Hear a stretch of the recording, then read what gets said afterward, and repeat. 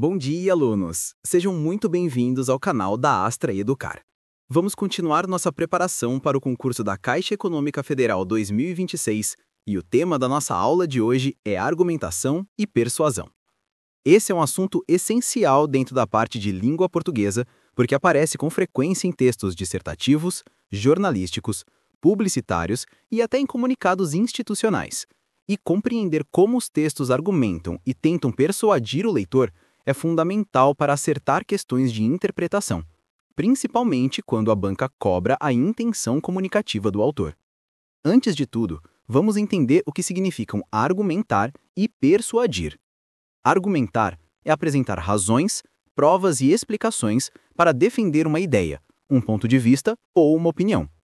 Já persuadir é convencer alguém a aceitar esse ponto de vista, apelando não apenas à lógica, mas também às emoções, valores e crenças do leitor. Ou seja, toda persuasão usa a argumentação, mas nem toda a argumentação é necessariamente persuasiva. Às vezes, ela pode ser apenas explicativa. Em textos argumentativos, o autor busca influenciar o leitor. Ele quer que você concorde com ele. Para isso, ele apresenta uma tese, que é a ideia principal que defende, e usa argumentos para sustentá-la. A tese é o núcleo central da argumentação. É o posicionamento do autor diante de um tema. Por exemplo, em um texto sobre sustentabilidade, a tese pode ser: as empresas devem adotar práticas mais ecológicas para garantir o futuro do planeta. A partir daí, os argumentos podem ser dados estatísticos, exemplos de sucesso, apelos à responsabilidade social ou comparações com países que já adotaram medidas sustentáveis. A qualidade de uma argumentação depende da força e da coerência dos argumentos. Os argumentos podem ser de vários tipos. Argumentos de autoridade, que citam especialistas, pesquisas ou instituições reconhecidas. Argumentos de exemplificação, que apresentam fatos ou situações concretas para ilustrar o ponto de vista. Argumentos de causa e consequência, que mostram a relação entre ações e resultados. Argumentos de comparação, que confrontam ideias diferentes para destacar uma delas, e argumentos de valor, que apelam para princípios morais, éticos ou sociais.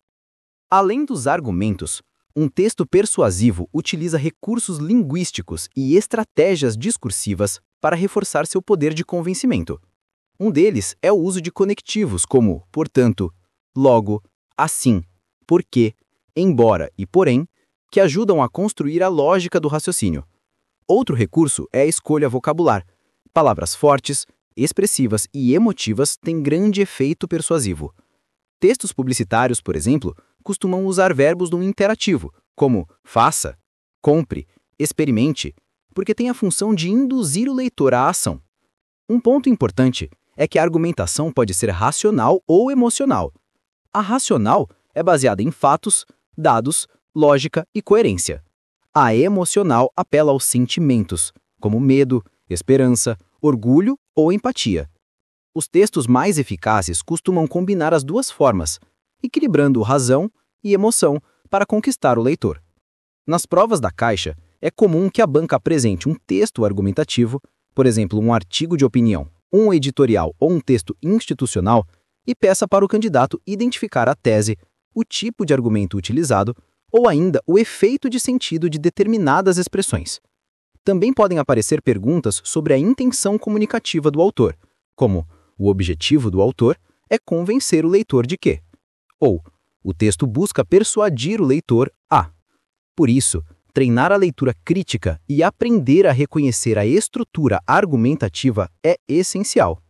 Vamos ver agora a estrutura básica de um texto argumentativo. Normalmente, ele é composto por 3 partes.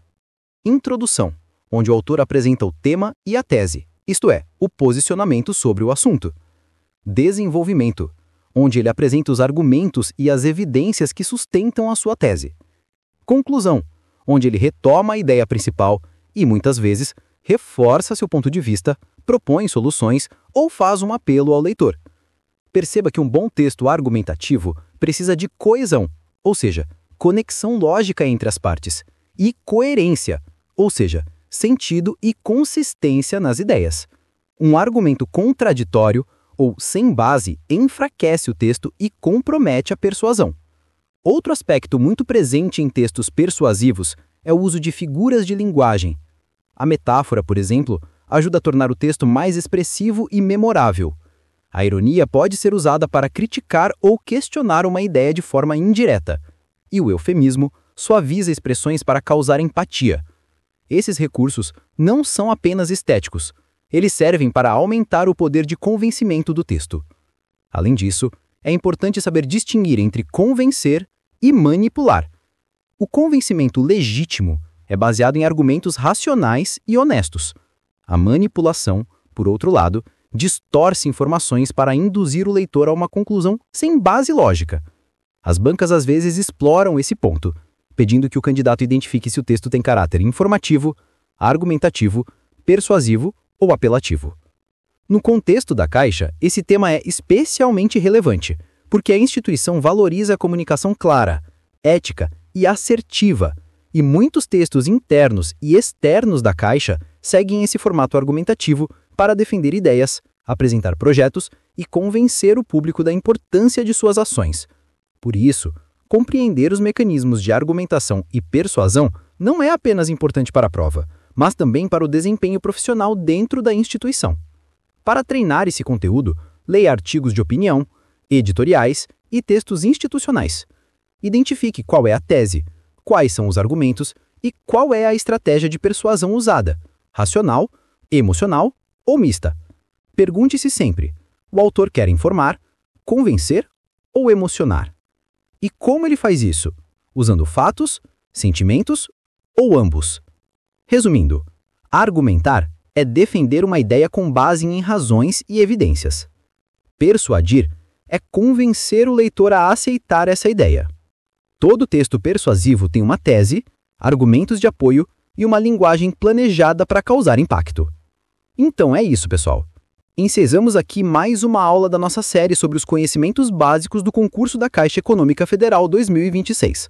Na próxima aula, continuaremos com mais um tema importante de língua portuguesa, sempre com foco na sua aprovação.